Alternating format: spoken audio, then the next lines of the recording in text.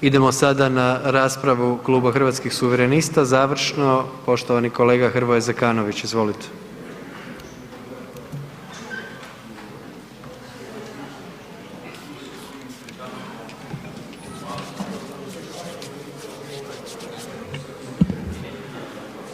Poštovane kolegice, poštovani kolege, poštovani predsjedniče Hrvatskog sabora, evo još malo glasovat ćemo.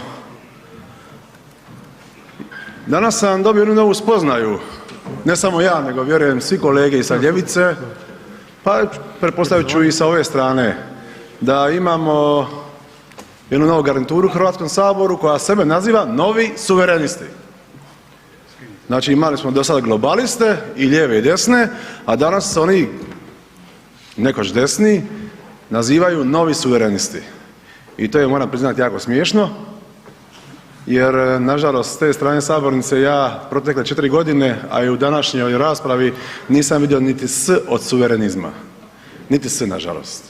Ali jedna to interesantna stvar i evo nastavite u tom stilu, bit ćete smiješni i široj hrvatskoj javnosti, kao što ste bili smiješni onda kad ste se nazivali kršćanskim demokratima ili demokršćanima. Danas sam ovdje kritizirao buduću potencijalnu Vladu, radit ću to i ubuduće jer smatram da je većina onoga što je radio i što će raditi trenutni mandatar Andrej Plenković licemjerno i da je izdao ono svoje glasačko tijelo, izvorno glasačko tijelo, međutim ovdje se ipak moram malo osvrnuti i na kolege iz ovog dijela političkog spektra, na neke radničke fronte, neke, ako ovdje imamo nove suvereniste, ovdje imamo neke nove Jugoslavene, dakle ni vama neću dati mira, odnosno hrvatski suverenisti će vam biti svima trn u oku i to morate znati. Dakle, da nitko ne pomisli da ćemo s svoje strane ikada imati bilo kakvo partnerstvo. Dakle, ovdje postoji jedan veliki jaz koji je postojao i postojat će i dalje. Ono što bi još ovdje spomenuo, jedan konkretan detalj, danas sam zaboravio to reći u raspravi ispred kluba, piše u programu, a to ste vi istaknuli ovdje, da ćete u svrhu racionalizacije javne uprave osnovati jednu novu ustanovu za promociju gospodarstva i kulture u inozemstvu, ako se ne varam. Sam to ja dobro čuo vas i pročitao? Ja mislim da sam dobro čuo. Dakle, evo, za sve one koji nisu to čuli kad je to predsjednik Vlade govorio, interesantno, volio bi možda ga čuti u završnom govoru ako se odluči ovdje doći, pa da nam odgovori kakva je to nova ustanova za promociju gospodarstva i kulture, tko će tu raditi, koliko će biti zaposlenih, koje će biti plaće, to hrvatski porezni obveznici mislim da moraju znati.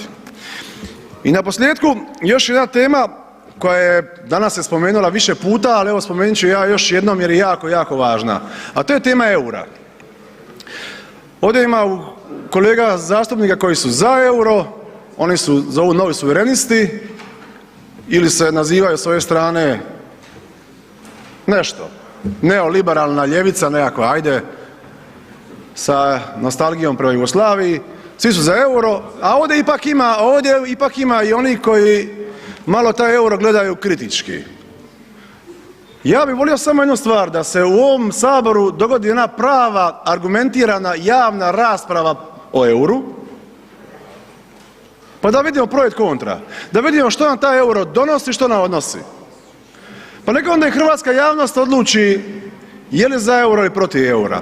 I u konačnici, zašto se ne bi narod izravno na referendumu pitalo što misli o euru? Zašto se bojati naroda? Danas sam razgovarao o tome s kolegama pa su rekli to bi rušio Ustavni sud. Pa naravno će rušiti Ustavni sud sve ono što ne odgovara Andreju Plenkoviću konkretno.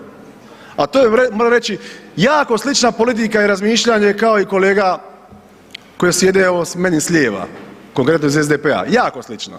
Nijanse vas dijele, ja bih čak se usudio reći da oko niti jedne ključne teme niste bili različiti.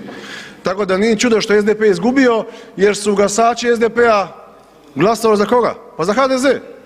Ako uzmemo danas da ovaj drugi dio, malo suverenistički dio spektra, da je dobio jako puno zastupnika, jedino gdje je HDZ mogao dobiti glasove dobio je u vašem dijelu spektra jer su vam politike slične, lijevo liberalne i nesuverenističke.